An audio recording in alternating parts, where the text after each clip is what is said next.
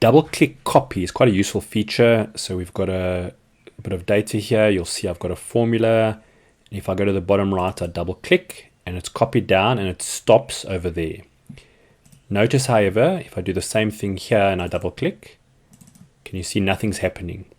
The reason for this is the way double click works. And I'm just going to the third one.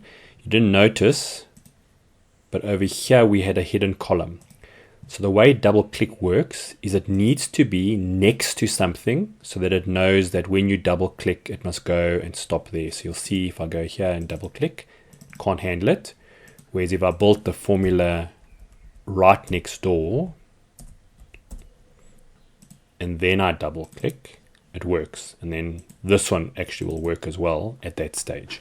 So just be careful of situations like this where you think it's next door, but actually